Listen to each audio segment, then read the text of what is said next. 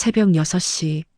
3년 동안 1000번이 넘는 아침을 손주 보러 달려갔던 나는 고마움 한마디 들은 적 없었습니다.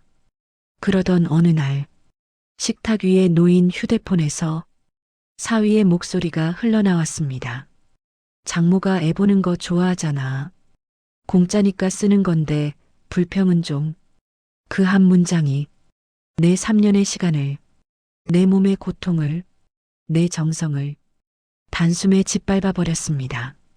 그리고 나는 그날 깨달았습니다. 내가 잘못한 건 손주를 사랑한 것뿐이었다. 제1장 3년의 희생. 새벽 5시 30분. 알람이 울리기도 전에 눈이 떠졌습니다. 아니, 요즘은 알람을 맞춰놓지도 않습니다. 몸이 먼저 알아요. 일어나야 할 시간을. 정숙 65.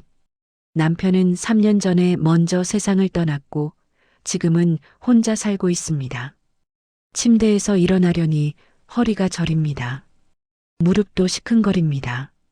어젯밤에도 손주를 업고 재우느라 허리를 너무 썼나 봅니다. 아휴, 나이가 나이니까. 혼잣말을 하며 천천히 몸을 일으킵니다. 세수를 하고 간단히 옷을 챙겨 입습니다. 아침밥은 나중에 딸네 집에 가서 먹으면 되니까 그냥 물 한 잔만 마십니다. 6시 10분. 현관문을 나섭니다. 아침 공기가 차갑습니다. 아직 해도 뜨기 전인데 거리엔 사람이 별로 없습니다. 버스 정류장까지 걸어갑니다. 다리가 묵직합니다. 요즘 부쩍 체력이 떨어진 게 느껴집니다. 그래도 내가 안 가면 누가 가겠어. 딸 부부는 맞벌이입니다. 남편은 회사원, 딸은 학원 강사. 둘 다 아침 일찍 출근해야 합니다. 손주는 이제 3살. 어린이집에 보내기엔 아직 어리다고 딸이 말했습니다. 엄마, 조금만 도와줘. 내가 일 그만두면 우리 생활이 너무 힘들어. 딸의 목소리가 귓가에 맴돕니다. 그때 딸의 눈에는 눈물이 고여 있었습니다. 알았어. 엄마가 도와줄게. 그렇게 시작된 손주 돌봄이 벌써 3년째입니다. 버스를 타고 30분. 딸네 집은 우리 집에서 좀 멉니다. 하지만 이제는 익숙합니다. 이 시간, 이 버스, 이 풍경. 7시. 딸네 집 현관문을 열쇠로 엽니다. 조용합니다. 딸 부부는 이미 출근 준비를 하고 있고 손주 민준이는 아직 자고 있습니다. 엄마 왔어요? 딸 지영이가 화장하다 말고 고개를 내밉니다. 응. 민준이는 아직 자요. 어제 밤늦게까지 앉아서 엄마 미안해요. 괜찮아. 어서 준비해. 늦겠다. 딸은 급하게 화장을 마치고 가방을 챙깁니다. 사위는 거실에서 구두를 신고 있습니다. 장모님 수고하십니다. 형식적인 인사. 고개 한번 까딱하고는 곧장 현관문을 나섭니다. 딸도 뒤따라 나가려다 돌아섭니다. 엄마, 오늘 저녁 늦을 것 같아. 민준이 저녁까지 부탁해도 돼? 그래. 고마워요, 엄마. 진짜 엄마 아니면 우리 어떻게 해? 딸이 볼에 뽀뽀를 하고 나갑니다. 현관문이 닫힙니다. 그제야 집안이 조용해집니다. 나는 천천히 민준이 방으로 들어갑니다. 아직 쿨쿨 자고 있는 손주를 보니 가슴이 뭉클합니다. 우리 민준이 예쁘게도 잤네. 작은 손, 작은 발. 이 아이를 위해서라면 뭐든 할 수 있을 것 같습니다. 그렇게 하루가 시작됩니다.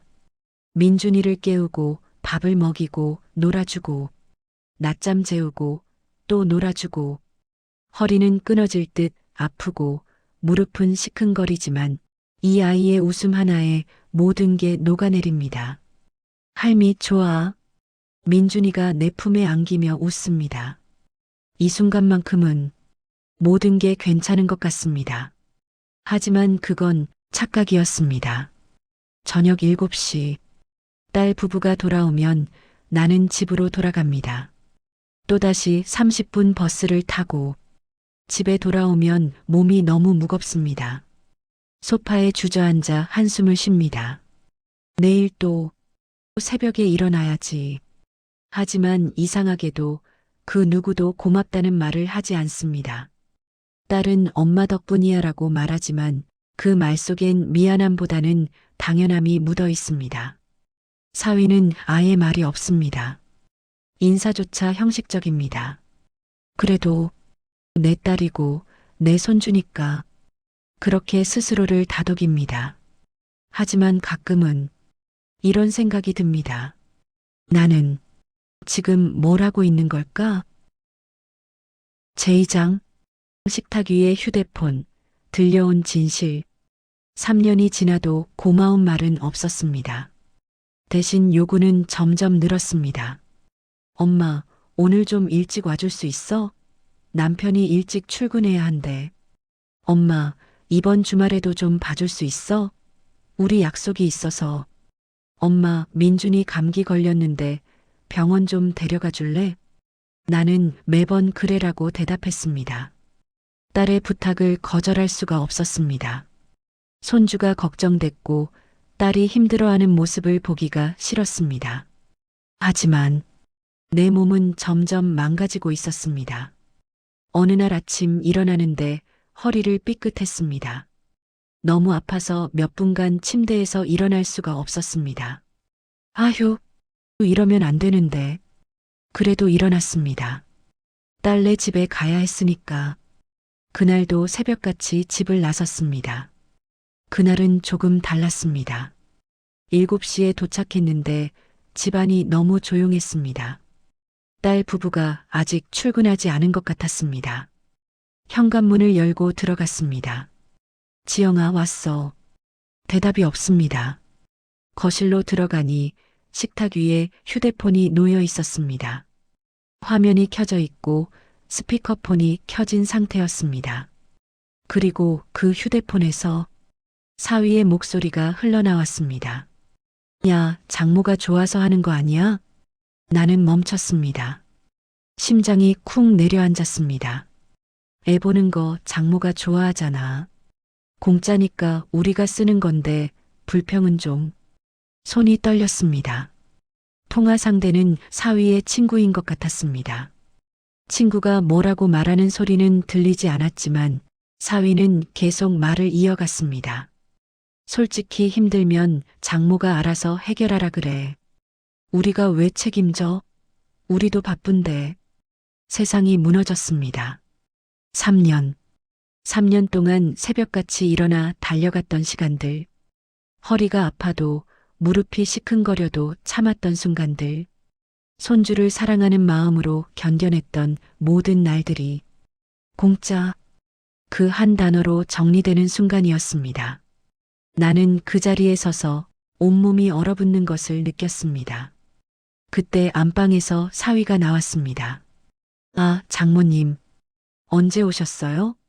사위는 태연했습니다. 마치 아무 일도 없었던 것처럼. 나는 대답할 수가 없었습니다. 목구멍이 막혔습니다. 민준이 아직 자고 있어요. 오늘 좀 일찍 깨워주세요. 우리 약속 있어서. 사위는 그렇게 말하고는 구두를 신고 나갔습니다. 현관문이 닫혔습니다. 나는 식탁 앞에 주저앉았습니다. 손이 떨렸습니다. 가슴이 너무 아팠습니다. 공짜라고. 눈물이 흘러내렸습니다. 나는 3년 동안 무엇을 한 걸까요? 사랑이라고 생각했던 모든 순간들이 그저 공짜 노동이었단 말인가요? 민준이 방에서 아이가 울기 시작했습니다. 나는 눈물을 닦고 일어났습니다. 그리고 민준이를 안았습니다. 할미가 왔어, 민준아. 민준이는 내 품에 안겨 웃었습니다. 하지만 그날 나는 처음으로 이런 생각을 했습니다. 나는 지금 무엇을 위해 이러고 있는 걸까? 제3장 무너지는 마음, 커지는 상처. 그날 이후로 모든 게 달라 보였습니다. 딸네 집에 갈 때마다 사위의 그 말이 귓가에 맴돌았습니다. 공짜니까 쓰는 건데 민준이를 안아도 밥을 먹여도 재워도 예전처럼 행복하지 않았습니다. 내가 지금 공짜로 일하고 있구나.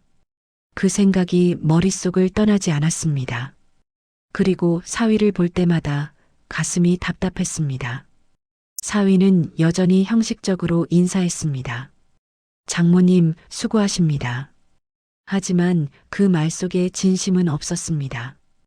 이제야 알았습니다. 그는 나를 존중한 적이 없었다는 것을. 딸도 마찬가지였습니다. 엄마 고마워. 그 말도 이제는 공허하게 들렸습니다. 고마움이 진짜라면 왜 나를 이렇게 대하는 걸까요? 며칠이 지났습니다. 몸은 더 힘들어졌습니다. 허리는 계속 아팠고 무릎도 점점 더 시큰거렸습니다. 하지만 더 아픈 건 마음이었습니다.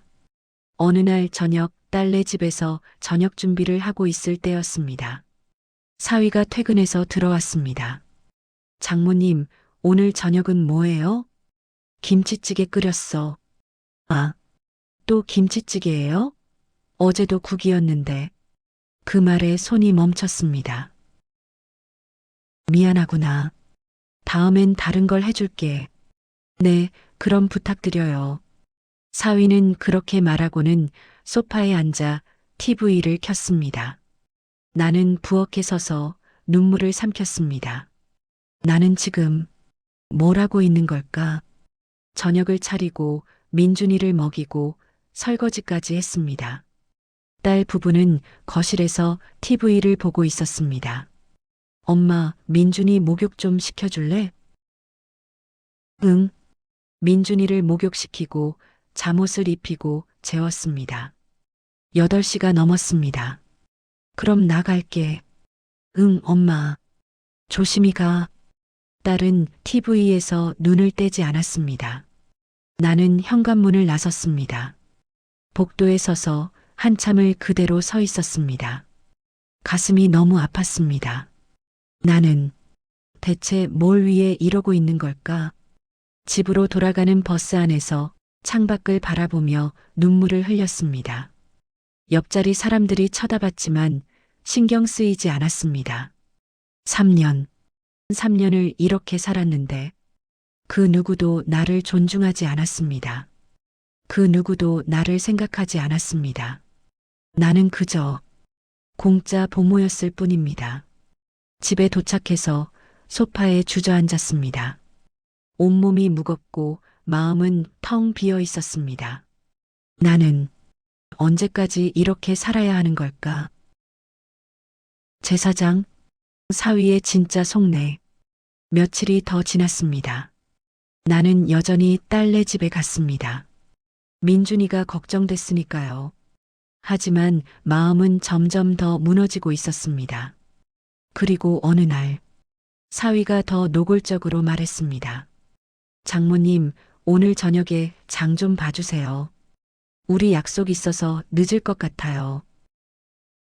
응? 마트 가서 우유랑 기저귀 좀 사다 주세요. 돈은 나중에 드릴게요. 나는 말을 잃었습니다. 장 보는 것까지 시키는 건가요? 그리고 민준이 저녁 먹이고 재워주시고 저희 올 때까지 좀 봐주세요. 몇 시에 오는데? 한 10시? 10시. 그럼 나는 새벽 6시에 와서 밤 10시까지 있어야 한다는 건가요? 그건 좀. 왜요? 힘드세요? 사위가 물었습니다. 그 목소리엔 짜증이 섞여 있었습니다. 아니, 그게 장모님도 시간 많으시잖아요. 우리는 일해야 해서 바쁜데. 그 말에 가슴이 철렁 내려앉았습니다. 시간 많으시잖아요. 나도 사람입니다. 나도 피곤합니다. 나도 쉬고 싶습니다. 하지만 사위는 그런 걸 생각하지 않았습니다. 나는 대답하지 못하고 고개를 끄덕였습니다. 그럼 부탁드릴게요. 사위는 그렇게 말하고는 방으로 들어갔습니다. 나는 거실에 서서 멍하니 창밖을 바라봤습니다. 나는 정말 아무것도 아니구나. 그날 저녁 나는 마트에 갔습니다. 무거운 우유와 기저귀를 들고 집으로 돌아왔습니다. 허리가 너무 아팠습니다. 민준이에게 저녁을 먹이고 목욕시키고 재웠습니다. 9시가 넘었습니다. 나는 소파에 앉아 딸 부부를 기다렸습니다. 10시, 10시 30분, 11시. 딸 부부는 오지 않았습니다. 전화를 걸었습니다. 엄마, 미안해. 조금만 더 있어 줄래? 우리 지금 친구들이랑 있어서. 지영아, 엄마, 미안해. 진짜 금방 갈게. 전화가 끊어졌습니다. 나는 소파에 주저앉았습니다. 눈물이 흘러내렸습니다. 나는 대체 뭐야? 12시가 다 되어서야 딸 부부가 돌아왔습니다. 엄마, 미안해. 늦었지? 술 냄새가 났습니다. 괜찮아. 민준이 잘 자고 있어. 고마워, 엄마. 그럼 조심히 들어가. 나는 대답 없이 집을 나왔습니다. 밤 12시가 넘은 시간. 버스도 끊겼습니다. 택시를 타고 집으로 돌아왔습니다. 집에 도착해서 현관문을 닫는 순간 나는 그 자리에 주저앉아 울었습니다. 나는 대체 뭘 잘못한 거야? 재호장, 딸의 침묵과 불안. 다음 날 나는 딸네 집에 가지 않았습니다. 몸이 너무 아팠습니다. 마음은 더 아팠습니다. 오전 8시 딸에게서 전화가 왔습니다. 엄마, 어디야? 왜 안 와? 오늘은 좀 쉴래? 네. 갑자기 왜? 엄마, 나 지금 출근해야 하는데. 딸의 목소리가 높아졌습니다. 지영아, 엄마도 사람이야. 엄마도 쉬어야지. 엄마, 무슨 소리야? 민준이는 어떻게 해? 너희가 알아서 해. 엄마, 지금 장난해? 딸이 소리쳤습니다. 나는 전화를 끊었습니다. 손이 떨렸습니다. 잠시 후 다시 전화가 왔습니다. 이번엔 사위였습니다. 장모님, 지금 어떻게 하시는 거예요? 저희 일 어떻게 하라고요? 미안하구나. 미안하다고 되는 게 아니잖아요. 최소한 미리 말씀은 하셔야죠. 사위의 목소리에 짜증이 가득했습니다. 나는 아무 말도 하지 않았습니다. 아, 진짜, 알겠습니다. 오늘은 제가 회사 빠지겠습니다. 전화가 끊어졌습니다. 나는 소파에 앉아 멍하니 천장을 바라봤습니다. 내가 잘못한 걸까?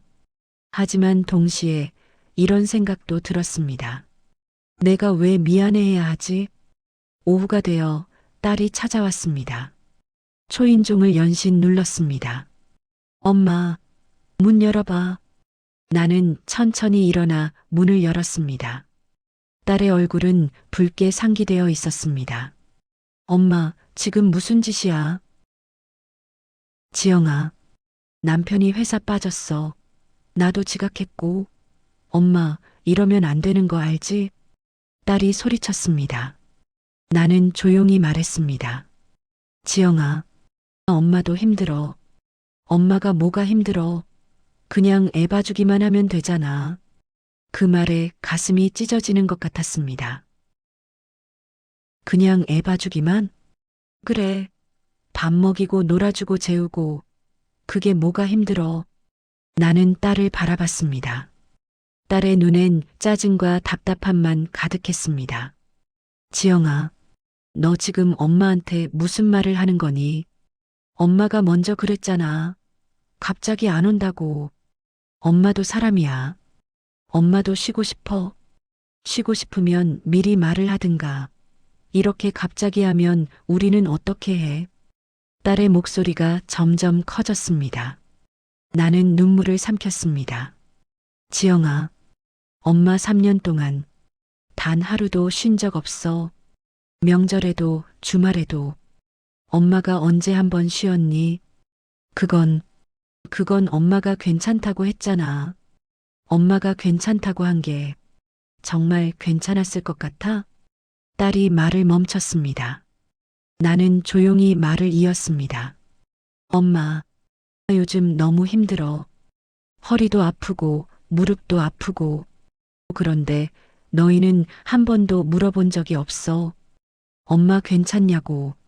심지어 사위는 엄마를 공짜 보모라고 했어.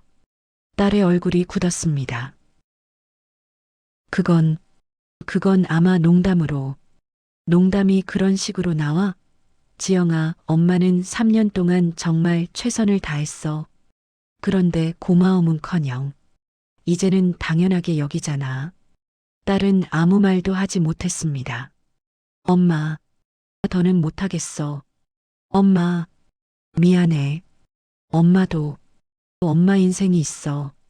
나는 그렇게 말하고 방으로 들어갔습니다. 딸은 거실에 서서 한참을 그대로 있었습니다. 그리고 결국 현관문을 닫고 나갔습니다. 나는 방 안에서 이불을 뒤집어 쓰고 울었습니다. 내가 잘못한 걸까? 제6장 폭발하는 감정과 결별의 순간. 며칠 동안 나는 집 밖으로 나가지 않았습니다. 딸에게서 전화가 몇 번 왔지만 받지 않았습니다. 문자도 왔습니다. 엄마, 우리 얘기 좀 하자. 하지만 나는 대답하지 않았습니다. 마음이 너무 아팠습니다. 그리고 혼자 생각했습니다. 내가 뭘 잘못한 걸까? 3년 동안 손주를 사랑했을 뿐인데 왜 나는 이렇게 아파야 하는 걸까요? 일주일이 지났습니다. 딸이 다시 집에 찾아왔습니다. 이번엔 민준이를 데리고 왔습니다. 엄마, 문 열어줘. 나는 문을 열었습니다. 민준이가 내 품으로 달려왔습니다. 할미, 가슴이 뭉클했습니다. 민준이를 안았습니다. 우리 민준이 보고 싶었어. 딸은 조용히 말했습니다. 엄마, 우리 얘기 좀 하자. 우리는 거실에 앉았습니다. 민준이는 장난감을 가지고 놀고 있었습니다. 딸이 먼저 입을 열었습니다. 엄마, 미안해. 내가 엄마 마음을 몰라줬어. 근데 엄마, 나도 힘들어. 남편이랑 요즘 자꾸 싸워. 돈 때문에, 육아 때문에. 모든 게 힘들어.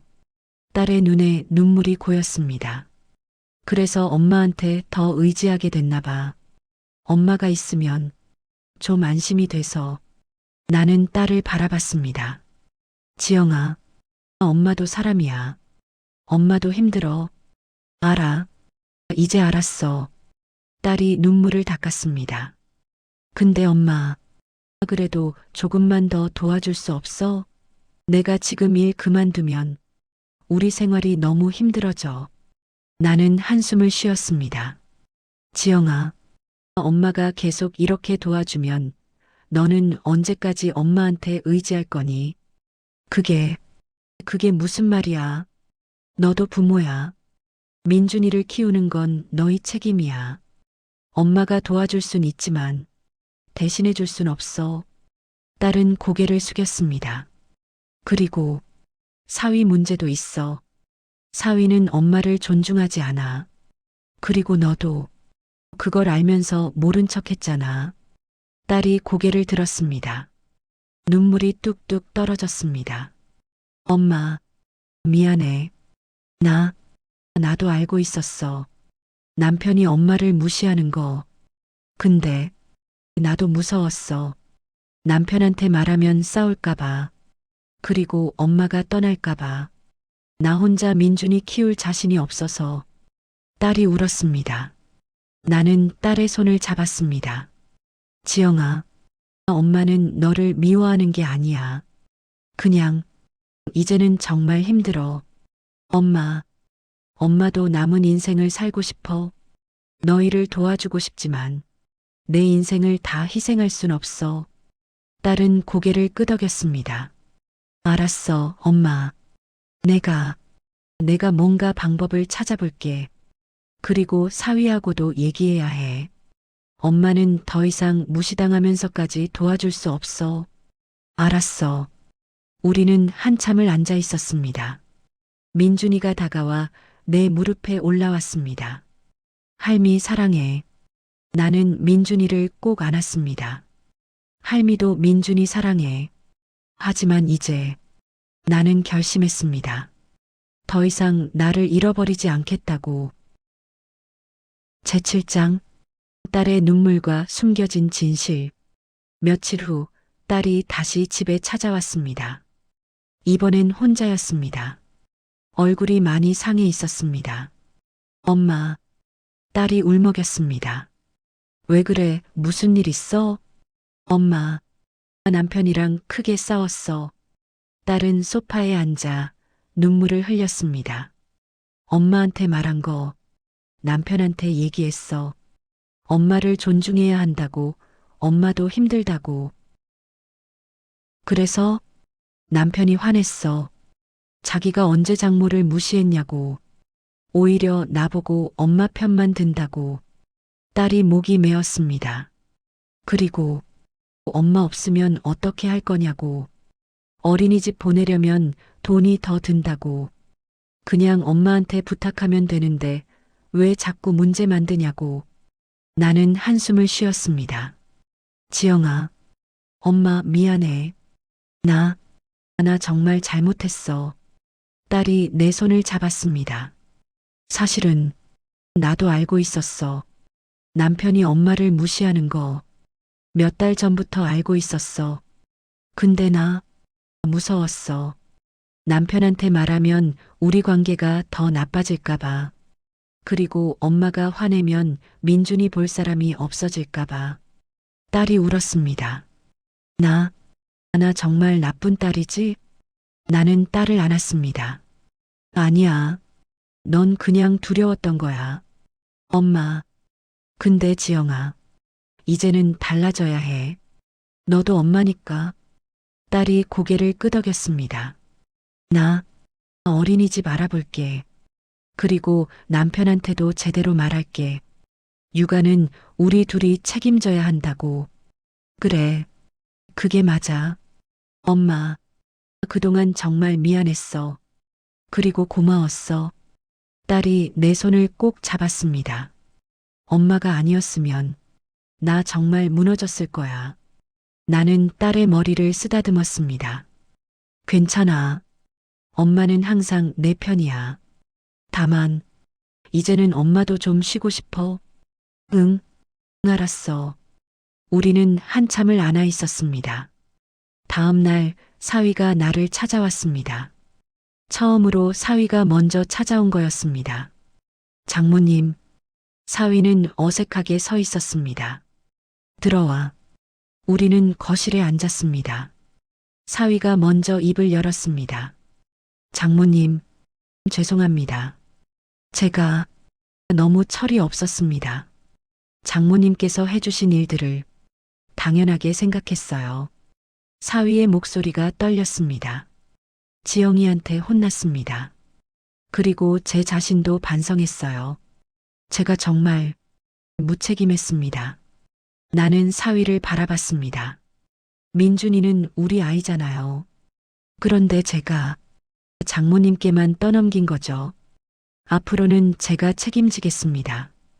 어린이집도 알아보고 제가 시간 조절해서 민준이도 직접 돌보겠습니다. 사위가 고개를 숙였습니다. 정말 죄송합니다. 나는 한참을 말이 없다가 조용히 말했습니다. 고맙구나. 그렇게 말해줘서. 장모님, 엄마는 항상 너희를 도울 거야. 다만, 이제는 내 삶도 좀 살고 싶어. 네, 당연합니다. 사위가 고개를 끄덕였습니다. 그리고 민준이 할머니로서 가끔 보러 갈게. 하지만 매일은 힘들어. 알겠습니다. 장모님 정말 감사합니다. 그동안 정말 감사했습니다. 사위의 눈에 진심이 담겨 있었습니다. 나는 처음으로 사위가 조금 믿음직스럽게 보였습니다. 제8장 정숙의 결단. 그리고 새로운 시작. 그로부터 한 달이 지났습니다. 딸 부부는 민준이를 어린이집에 보내기 시작했습니다. 사위도 출퇴근 시간을 조절해서 아침엔 사위가 민준이를 데려다 주고 저녁엔 딸이 데려온다고 했습니다. 나는 일주일에 두세 번 정도만 딸네 집에 갑니다. 민준이를 보고 싶을 때, 그리고 딸 부부가 정말 힘들 때만 그날도 딸네 집에 갔습니다. 민준이가 반갑게 달려왔습니다. 할미, 우리 민준이 어린이집 재미있어? 응, 친구들이랑 놀아. 민준이가 웃었습니다. 얼마나 예쁜지. 할미, 오늘 같이 놀자. 그래, 우리 민준이랑 놀자. 딸이 부엌에서 차를 내왔습니다. 엄마, 고마워. 괜찮아. 요즘 민준이가 어린이집 정말 좋아해. 친구들도 생기고. 다행이다. 엄마 덕분이야. 엄마가 그때 말해줘서 우리가 정신 차렸어. 딸이 웃었습니다. 그리고 남편이랑도 요즘 많이 나아졌어. 육아를 같이 하니까 서로 이해하게 되더라고. 그래, 잘 됐구나. 엄마는 요즘 어때? 많이 쉬고 있어? 응. 엄마 오랜만에 친구들이랑도 만나고 등산도 다니고 있어. 진짜? 다행이다. 딸이 내 손을 잡았습니다. 엄마, 그동안 정말 고생 많았어. 그리고 정말 고마워. 괜찮아. 아니야, 괜찮은 게 아니야. 엄마가 우리한테 해준 거 평생 잊지 않을게. 딸의 눈에 눈물이 맺혔습니다. 나는 딸의 손을 꼭 잡았습니다. 엄마는 항상 내 편이야. 그리고 민준이 할머니야. 그건 변함없어. 응. 다만 이제는 엄마도 엄마 인생을 살고 싶어. 그래야지. 엄마도 행복해야지. 우리는 서로 웃었습니다. 저녁이 되어 집으로 돌아가는 길, 버스 창밖으로 석양이 보였습니다. 예쁘게 물든 하늘을 보며 나는 생각했습니다. 나는 이제 나를 위해 살아도 되는 거구나. 3년 동안 손주를 돌보며 희생했던 시간들, 그 시간이 무의미했던 건 아닙니다. 나는 민준이를 정말 사랑했고 딸을 정말 돕고 싶었습니다. 하지만 그 과정에서 나를 잃어버렸습니다. 나도 사람이고, 나도 쉬고 싶고, 나도 존중받고 싶은 사람입니다. 가족을 위해 희생하는 건 아름다운 일입니다. 하지만 그 희생이 당연하게 여겨지고 내가 사라져버린다면 그건 사랑이 아니라 착취가 되어버립니다. 나는 이제 알았습니다. 사랑은 나를 지키면서도 할 수 있다는 걸. 버스에서 내려 집으로 걸어갑니다. 저녁 공기가 시원합니다. 현관문을 열고 들어가니 집이 고요합니다. 하지만 이제 이 고요함이 외롭지 않습니다. 이건 나만의 시간이니까요. 소파에 앉아 차를 한 잔 마십니다. 창밖으로 보이는 밤하늘이 아름답습니다. 나는 이제 나를 위해 살 겁니다. 딸을 사랑하고 손주를 사랑하면서도 나를 잃지 않고 살 겁니다. 그게 진짜 사랑이니까요. 가족을 위한 희생은 아름답습니다. 하지만 그 희생이 당연해지는 순간 그건 더 이상 사랑이 아닙니다. 당신의 삶도 소중합니다. 당신의 시간도 소중합니다. 당신의 마음도 소중합니다. 사랑하되 자신을 잃지 마세요. 그것이 진정한 사랑입니다. 구독과 좋아요, 알림 설정 부탁드립니다.